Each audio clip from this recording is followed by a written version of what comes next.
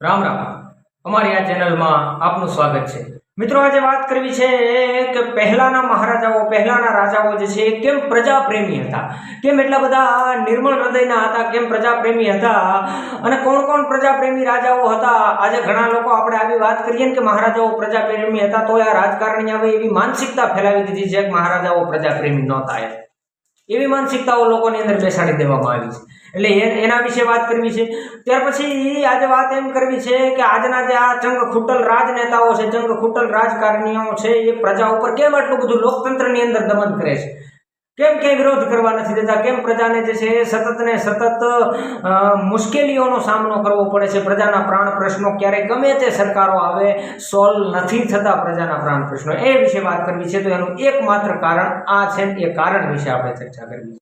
તો આવો શરૂઆત કરીએ। એ પહેલા આપ અમારી આ ચેનલ પર નવા હોય તો એને સબસ્ક્રાઇબ કરો, બેલ આઇકનને પ્રેસ કરો, જેથી કરીને અમારા નવા વિડીયો આવે ત્યારે એમની નોટિફિકેશન જે છે એ આપને મળતી રહે। મિત્રો, રાજાશાહી અને રજવાડાનો શાસનકાળ આપણે બધા જાણીએ છીએ। આપણે બધા ક્યાંક ને ક્યાંક પુસ્તકોના માધ્યમથી, ક્યાંક ને ક્યાંક વડીલોના માધ્યમથી અને ક્યાંક ને ક્યાંક લોક સાહિત્ય અને લોક ડાયરાઓના માધ્યમથી રાજાઓની રજવાડાઓની સારી એવી બાબતોને, સારી એવી વાતોને જે છે એ જાણીએ છીએ। રાજાઓ અને રજવાડાઓ પ્રત્યેની નેગેટિવ વાતો જે ફેલાવવામાં આવે છે સમાજમાં, અને સમાજની અંદર ગેરમાન્યતાઓ જે ઊભી કરવામાં આવે છે, એ કોણ કરે છે? એ કરનારા છે આજના ચંગ ખૂટલ રાજકારણીઓ, એ કરે છે આજના જ્ઞાતિવાદી કોમવાદી લોકો, જેને પોતાની સત્તા ટકાવી રાખવી છે, જેને પોતાનું કોઈ પાર્ટીમાંથી કંઈક સ્વાર્થ છે, અથવા તો પોતે રાજકારણી નથી છતાં ઇનડાયરેક્ટલી રાજકારણ સાથે, પોલિટિક્સ સાથે જોડાયેલો છે અને કોમવાદ કરી અને પોતે એક પોતાની પાસે મતનો એક પેકેજ રાખવા માંગે છે। આવી રીતે માન્યતાઓ ઠસાડી અને એક ગેરમાન્યતાના આધારે સંગઠનો ઊભા કરી અને જે છે એ આ દેશને ભિન્ન ભિન્ન ભાગોમાં જ્ઞાતિવાદોના નામે વહેંચવામાં આવે છે। સાચા ઇતિહાસોને દબાવવામાં આવે છે, સાચી વાતોને દબાવવામાં આવે છે, નરી વાસ્તવિકતાઓને દબાવવામાં આવે છે, અને એ વાતને જુઠ્ઠી વાત કરી અને માર્કેટમાં ચલાવી દેવામાં આવે છે, કારણ કે પોતાની ખુરશીઓ ટકેલી રહે। આ છે આજે આ દેશની એક નરી વાસ્તવિકતાઓ। આપણે જાણીએ છીએ કે રાજાશાહીમાં જૂજ કિસ્સો ક્યાંક, હવે દરેક વસ્તુ હોય, દરેક પાસાઓ હોય, એનો એક કિસ્સો જે છે એ એક નબળો હોઈ શકે। કોઈ બહોળો સમાજ હોય તો એનો 1% વર્ગ જે છે એ એક ખરાબ હોઈ શકે, પણ 99% વર્ગ ખૂબ સારો હોય છે। કોઈ એક મોટું સંગઠન હોય તો એમાં 1% લોકો ખરાબ હોઈ શકે, પણ એમાં 99% લોકો જે છે એ સજ્જન, સારા, સુશીલ વિચારધારાવાળા હોઈ શકે। એવી રીતે રજવાડા અને લોકશાહીના શાસનકાળમાં જે છે એ ભારતના તમામે તમામ રજવાડા એણે પોતાની પ્રજા માટે દૂરંદેશી શાસન, પ્રજા પ્રેમી શાસન, નિર્મળ શાસન અને પ્રજા માટે વાડ હોમી દેવાની તૈયારીથી શાસન કરેલું। પણ ક્યાંક 1% જે નેગેટિવિટી હતી એને એટલી બધી બહાર લાવવામાં આવી, એટલી બધી બહાર લાવવામાં આવી, આજના યુવા ધર્મમાં જે છે ઠસાડીને માનસિકતા એવી બેસાડી દેવામાં આવી કે રાજાશાહી બિલકુલ સારી હતી નહીં। બાકી તો આપણે બધા જાણીએ છીએ સાહેબ કે રાજાઓએ કેટલા મહાન ત્યાગ કર્યા, રાજાઓ કેટલા નિર્મળ હૃદયના હતા, રાજાઓ કેટલા કોમળ હૃદયના હતા। સાહેબ વાત કરીએ મોરબી દરબાર સાહેબ લખધીરસિંહજી વિશે, તો મોરબી દરબાર સાહેબે મોરબીની આખી કાયા પલટ કરી નાખી। મોરબીને લાઇબ્રેરી આપી, મોરબીને પુસ્તકાલયો આપ્યા, મોરબીમાં મહેલો બનાવ્યા, મોરબીમાં ગેટ બનાવ્યો, મોરબીમાં ટેલિફોન લાઇનના તાર દોડતા કરી દીધા। એ સમયે જ્યારે વીજળી નહોતી એ સમયે રેલવે લાઇનની શરૂઆત કરેલી મોરબીમાં લખધીરસિંહજી બાપુએ। મોરબી દરબાર સાહેબ સર વાઘજી સાહેબની વાત કરીએ તો એ સમયે 140 વર્ષ પહેલા એમના શાસનકાળમાં એમણે પ્લેનો ઉડાડ્યા મોરબીની અંદર, જે આજના ખૂટલ રાજકારણી નથી કરી શક્યા। ભાવનગર મહારાજા સાહેબની વાત કરીએ તો તમામે તમામ રજવાડું તો દઈ દીધું, પણ એ પહેલાની વાત કરીએ તો એમણે શ્રમિકો માટે, દલિતો માટે, પોતાના ખેડૂતો માટે જે છે ઘણી બધી યોજનાઓની જાહેરાત કરેલી। ભાવનગર મહારાજા સાહેબે આવા સૂત્રો આપ્યા, ખેડૂતો મારા સોનાના ઝાડ છે। આજની આ સરકાર ખેડૂતો ઉપર લાઠીચાર્જ કરાવે છે, ખેડૂતો ઉપર, ખેડૂતોની પોલીસને આડા દઈને, પોલીસને હાથા બનાવીને ખેડૂતોની ધરપકડ કરાવે છે। એ સમયના મહારાજા ભાવનગર દરબાર સાહેબે સૂત્ર આપી દીધું હતું કે મારા ખેડૂતો મારા સોનાના ઝાડ છે અને મારી પ્રજાનું કલ્યાણ થાય, જો મારું નહીં, મારી પ્રજાનું કલ્યાણ થાય। આટલા હદે રાજાઓ નિર્મળ હતા સાહેબ। ગોંડલ દરબાર સર ભગવતસિંહજી, એનું તો શિક્ષણ ફરજિયાત કરેલું, મારી રાજમાં ન ભણે અને દંડ, આજની સરકાર શાળાઓ બંધ કરે છે। ગોંડલ દરબાર સાહેબે એમ વાતો કરેલી કે મારા રાજ્યની અંદર જે છે એ મારી પ્રજા મારો વિરોધ ન કરે ત્યાં સુધી મારી પ્રજાને હું અભણ માનું છું। અને આજે વિરોધ કરવાની તો વાત દૂર રહે, વિરોધની વાત ખાલી સાંભળે ને, ખાલી ખબર પડે કે અહીંયા 5 ખેડૂતો કે અહીંયા કોઈ એક સમાજ પોતાની હકની માંગણી લઈને ભેગો થવાનો છે, ત્યાં એની પહેલાં પોલીસ ત્યાં ભેગો ન થવા દેવા માટે કોઈ સમુદાયને અટકાયતો શરૂ કરી દી. આટલા હદે પ્રજા ઉપર દમન ગુજારવાનું. આ લોકશાહી નથી, આ તાનાશાહી છે ને એવું કેવું હોય તો આપણે કહી શકીએ, એમાં કોઈ નવાઈ નથી. રાજાશાહીમાં નથી થયું આવું, જિંદગીમાં નથી થયું. ક્યારે તમે એમ કહો છો કે રાજાશાહી કરતા લોકશાહી સારી છે? શું સારી છે? ખાક સારી છે રાજાશાહી કરતા લોકશાહી? ક્યારેય પણ એવી ઘટના નથી બની રાજાશાહીમાં કે પોતાની પ્રજા ઉપર કોઈ રાજાએ લાઠીચાર્જ કરીને દમન ગુજાર્યો હોય. આજની સરકાર ગુજારે છે. ક્યારે રજવાડામાં ટીયર ગેસના ગોળા પોતાની પ્રજા ઉપર છોડવામાં આવ્યા? એ તો કહો તમે. ક્યારે લાઠીચાર્જ, બળિયા મારી લીધા, લાકડીઓ મારી લીધી પોતાના પ્રજાજનોને કોઈ મહારાજાના આદેશથી? તો કહો તમે. ન થઈ શકે, ન બને, ન ભૂતો ન ભવિષ્યથી. મહારાજા સાહેબ પોતે પ્રજાપ્રેમી રાજાઓ એટલા હતા. આવા મહારાજાઓ છે. કચ્છ દરબાર સાહેબ મદનસિંહના દેશ પ્રેમની કલ્પના આપણે ન કરી શકીએ. આજની સરકારમાં કે સિક્કા ઉપર જય હિન્દ નથી, એને પોતાની રાજનો જે સિક્કો ચલણી નાણું બનતું ને એ વખતે કોરી જે કાંઈ આપણે કહેતા એમાં એમણે જય હિન્દ લખાવેલું અને આગળ પોતાની તસવીર નહીં. એ મદનસિંહજીનો વિકાસના કાર્યો હતા. આ કેટલા હદે મહારાજાઓ એ વખતે નિર્મળ હતા. જસદણ દરબાર સાહેબ પોતે રસોડું આંકતા ને એમાં કોઈ દિવસે લાકડાની મગબાફણાની અછત ઊભી થાય ને પોતે પોતાના ગઢના હાથી પગા ઢોલિયાને ફળાવીને પોતાની પ્રજાનું પેટ ભરતું. હાથી પગા ઢોલિયાને ફળાવીને બળતણ તરીકે બાળી નાખ્યા હતા.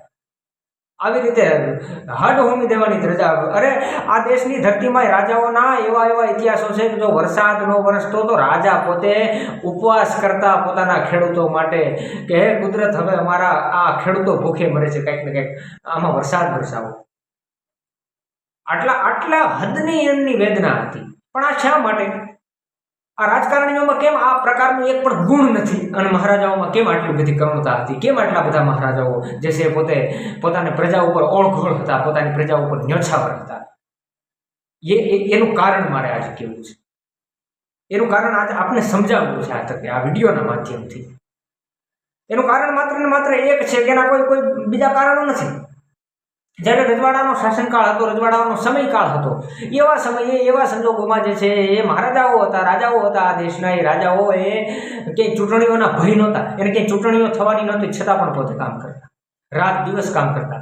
મોરબી દરબાર સાહેબ પોતે પોતાની પાસે દરબારગઢ હતો, છતાં પણ પોતે જે છે એ ડિસ્ટ્રિક્ટ બંગલે રહેતા પ્રજા સાથે જોડાવા માટે. આજનો કોઈ ધારાસભ્ય નથી રહેતો ક્યાંય, વધારે ડિસ્ટ્રિક્ટ બંગલે રહેતા, આટલા પ્રજા સાથે જોડાયેલા રહેતા.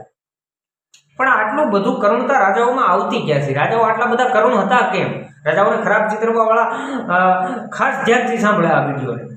અને આમાં મને ખબર છે કોમેન્ટ આવશે, પણ કોમેન્ટો વાળાને મૂકવાના નથી થતા, ઉપાડી જ લેવાના છે. કોમેન્ટના વ્યક્તિગત સ્ક્રીનશોટ લઈને આવતીકાલે વિડીયો બનાવવાનો છે. એક વસ્તુના જવાબ અને તૈયારી અને પુસ્તકોના આધારે વિશ્લેષણ સહિત હું વિડીયો બનાવી રહ્યો છું. જે કાંઈ રાજકારણીઓ, જે કાંઈ પક્ષ સાથે જોડાયેલા, પોતાના પક્ષના અંધભક્તો, ભલે કોઈ પણ પક્ષના હોય, એ પછી કોંગ્રેસ હોય કે ભાજપ હોય કે XYZ કોઈ પણ પક્ષ હોય, સાહેબ ખરેખર તો લોકશાહી લોકતંત્રની અંદર છે ને લોકતંત્રની વિચારધારા હોવી જોઈએ, પક્ષાપક્ષીની નહીં. કદાચ આપણો પોતાનો પક્ષ હોય ને એને સારું કામ ન કર્યું હોય, આપણે કોઈ પક્ષ સાથે જોડાયેલા હોય, સારું કામ ન કર્યું હોય, તેને ડંકાની ચોટ ઉપર કહેવાની એક કાર્યકર્તા તરીકે તાકાત, ભારત દેશના નાગરિક તરીકે તાકાત, લોકતંત્રના નાગરિક તરીકે તાકાત આપણી હોવી જોઈએ. ભલે એ આપણે એ પક્ષના જ છીએ તોય કે આ ખોટું છે. રજવાડાઓમાં હતા એવા માણસો, જ્યારે રાજાથી કાંઈ ચૂક થઈ જતી ત્યારે એ રાજાનો કામદાર હોવા છતાં રાજાને ડંકાની ચોટ ઉપર કહેતો કે આ કામ મહારાજા આપનું ખોટું છે. એ સમયે એવા ચારણો હતા મહારાજાઓ પાસે. રે નહીં રાઘવનું જેમ ભલકો માથામાં, એમ મારે માથામાં સમય આવે ચારણો. જેમ મહારાજા રામનું બાણ જે છે એ ભાથાની અંદર ન રહી શકે, કમાનમાંથી છૂટું થઈ જાય, એમ ચારણો જો ક્યાંય કોઈ ચૂક કરતા ને એટલે તરત પોતાના વેણ રૂપી બાણને છોડી અને મહારાજાઓને એ પોતે નરી વાસ્તવિકતાથી વાકેફ કરાવતા. આ એ સમયની શાસન વ્યવસ્થા આટલી સુંદર હતી કે ત્યારે ચૂંટણી નહોતી થવાની, છતાં પણ લોકો રાજાઓને કહી દેતા અને રાજા એને સ્વીકારવાની ક્ષમતા રાખતા. અને આજે ચૂંટણીઓ થાય છે, હારવાના ભય છે આ લોકતંત્રમાં, છતાં કોઈ સામે બોલે તો એને રાગ દ્વેષની ભાવના રાખીને ખોટી રીતે ફિટ કરે છે આજના રાજકારણી. આ દેશની કરુણતા છે. અને મારે કારણ કેવું છે કે એનું એકમાત્ર કારણ છે કે રાજાઓએ આટલા બધા નિર્મળ હતા, પ્રજાપ્રેમી હતા, બધાનું સાંભળતા. કદાચ કોઈ રાજાઓ ખોટા હોય ને કોઈ આવીને કે બાપુ તમે ખોટા છો તો પોતે સ્વીકારવાની ક્ષમતા રાખતા. બધું ક્યારે થતું એનામાં? કારણ કે એમની પાસે જે રજવાડાઓ હતા એ આદિ અનાદિ કાળથી એના પૂર્વજોના રજવાડા હતા. એમના પૂર્વજોએ માથા દીધા હતા, લોહી રેડ્યા હતા એ રજવાડા માટે. એટલે એમને એમની કદર હતી. એમના પૂર્વજોએ જે એમને શાસન સોંપેલું હતું એ મારા પણાની ભાવના જ નાનપણથી એમનામાં પૂરી દેવામાં આવી હતી. એટલે એ મહારાજાઓને ખબર હતી કે આ રજવાડું મારું છે, આ શાસન મારું છે, અને આ શાસન માટે થઈ અને મારા પૂર્વજોએ, મારી પ્રજાએ, મારી સેનાએ પોતાના લીલા માથા દીધા છે, લોહી રેડ્યા છે. ત્યારે અમે આ રાજ્યનું નિર્માણ કરી શક્યા છીએ, આટલો વિકાસ કરી શક્યા છીએ આ રાજ્યનો. એટલે મારી પ્રજા પ્રત્યે કામ કરવું, મારી પ્રજાનો વિકાસ કરવો, મારી પ્રજાનું ભરણ પોષણ કરવું એ મારો ધર્મ છે, આમ માનીને શાસન કરતા. રજવાડામાં રાજા પોતે પોતાની પ્રજા પ્રત્યે જે કાંઈ પ્રેમ એમનો હતો એનું એકમાત્ર કારણ હતું કે એ પોતે શાસનને પોતાનો ધર્મ માનતા. અને આજના ચંગ ખુટ્ટલ રાજકારણીઓને સસ્તી જે છે એ સત્તા મળી જાય છે. ફક્ત ને ફક્ત લોભામણી જાહેરાતો, મીઠી મીઠી વાતો, મીઠા મીઠા ભાષણો, ક્યાંક થોડા ઘણા પૈસા, થોડા ઘણા નાસ્તા કરાવીને એન કેન પ્રકારે જે છે એ સત્તા મળી જાય છે. અને જે છે એ સસ્તી સત્તા મળવાના કારણે એમને એમ થાય છે કે આપણી પાસે જે થોડો સમય છે એમાં આપણે આપણું કરી લેવાય અને પછી જે છે પ્રજાનું જે થવું હોય થાય. આ માન્યતાથી શાસન કરે છે. એટલે આ લોકશાહીમાં આ પ્રજા ઉપર દમન ગુજારે છે. અને પાછું ચૂંટાઈ ગયા પછી એમને એવા વહેમ આવી જાય છે કે હવે અમે સર્વે સર્વા છીએ, હવે અમારા ઉપર કોઈ નથી એમ. એટલે પ્રજા એનો વિરોધ કરે. પોતે એ પ્રજામાંથી જ આવે છે. એની પાસે કાલ સવારે જ હજી કાંઈ હતું નહીં. પ્રજાએ એમને પ્રેમ આપ્યો, મત આપ્યા, ચૂંટી અને મોકલ્યા વિધાનસભામાં એમના પ્રશ્નોને વાચા આપવા માટે થઈ. અને પછી એ ચૂંટાઈ ગયા પછી પોતાને જાણે મહાન સમજી લે છે. એ જ પ્રજા જેને એને મોટા કર્યા હોય એની ઉપર એ પોલીસના તંત્રને આડા દઈને લાકડીઓના જે છે વરસાદ કરાવે છે, લાઠીચાર્જો કરાવે છે, વિરોધ નથી કરવા દેતા. એ જ પ્રજાને જ્યારે એ સત્તા પર નહોતો ત્યારે એ જ પ્રજા સારી હતી. આ લોકતંત્રની કરુણતા છે, આ લોકતંત્રનું દુર્ભાગ્ય છે સાહેબ. મારો કહેવાનો અર્થ કે તાત્પર્ય કે આ વાત કરવાનો મિનિંગ એમ છે કે આપણને એટલો સુદૃઢ વિશ્વાસ હોય ને આ લોકતંત્રમાં કે આ વ્યક્તિ જે છે એ સારો છે, આ વ્યક્તિ પ્રજાના પ્રાણ પ્રશ્નોને વાચા આપવાનો છે, અને આ વ્યક્તિએ પ્રજા માટે છે ને હજારો વખત સંઘર્ષ કર્યો છે, લડાઈઓ લડી છે, લાકડીઓ ખાધી છે, આગેવાની લીધી છે. એવા વ્યક્તિને જે છે ચૂંટવો જોઈએ. ભલે પક્ષ ગમે એનો હોય, કોઈ પણ પક્ષનો વ્યક્તિ હોય, એવા વ્યક્તિને ચૂંટવું જોઈએ. જે ફક્ત મીઠી મીઠી વાતો, લોભામણી જાહેરાતો, ધર્મની વાતો, ત્યાર પછી જ્ઞાતિઓને અલગ કરવાની વાતો. હું કોઈ પક્ષપાતની વાત નથી કરતો. આમાં આપણે એક વાતને મૂકીએ ને એટલે પછી સીમિત પક્ષ સાથે એને જોડી દેવામાં આવે. આમાં હું કંઈ બીજી વાત કરું તો એમને એક પક્ષ સાથે, આ વાત કરું તો એ પક્ષ સાથે. હવે આની પહેલાં મેં વિડીયો બનાવેલો, એમાં મેં કોંગ્રેસ વિશે જે વાતો કરેલી, ઇન્દિરા ગાંધીએ જે રજવાડાઓના અધિકારો જે રદ કર્યા એના વિશેની વાતો, એમાં હું ખૂબ ગંભીરતાથી બોલેલો. આજે જે વાત કરું છું એમાં ખૂબ ગંભીરતાથી બોલું છું. એટલે મને કોઈ પક્ષ સાથે જોડવાનો પ્રયત્ન ન થવો જોઈએ, પણ છતાં પણ આમાં વાત આ દેશની કરુણતા એ છે કે જે બોલતો હોય એટલે લોકો એમને કોઈને કોઈ પક્ષ સાથે જે છે એ જોડી દેતા હોય છે. પણ વાતનો સાર, મારી આ વાતનો આજનો વિડીયોનો સાર એ છે કે ખરેખર જે માણસે પ્રજા માટે થઈ અને વેદનાઓ અતિ સહન કરી હોય એવા વ્યક્તિને પ્રજાના પ્રતિનિધિ તરીકે મોકલીએ તો એ કંઈક આજે પણ પ્રજાનું કામ કરી શકે, ભલે કોઈ પણ પક્ષનો હોય. તો આ હતી કમ્પેરિઝનની વાત. જે કમ્પેરિઝનની વાત લોકો કરે છે ને કે રાજાશાહીમાં સારી વ્યવસ્થા હતી કે લોકશાહીમાં સારી વ્યવસ્થા હતી, તો આજે મારે એનું કમ્પેરિઝન આ વિડીયોમાં કરવું હતું કે રાજાશાહી કેવી હતી અને આજની લોકશાહી કેવી છે. તો હવે આ વિડીયોમાંથી મને એવું લાગે છે કે આપને થોડો ઘણો અંદાજ આવ્યો છે કે રાજાશાહી કેટલી મહાન હતી અને આજે લોકશાહીમાં આપણી દુર્દશા કેવી છે. તો આ તો મારો આજનો વિડીયો પસંદ આવેલો હોય તો લાઈક કરો, વિડીયોને શેર કરો, વિડીયોમાં કોમેન્ટ કરો, વધુ શેર કરો જેથી લોકો સુધી પહોંચે.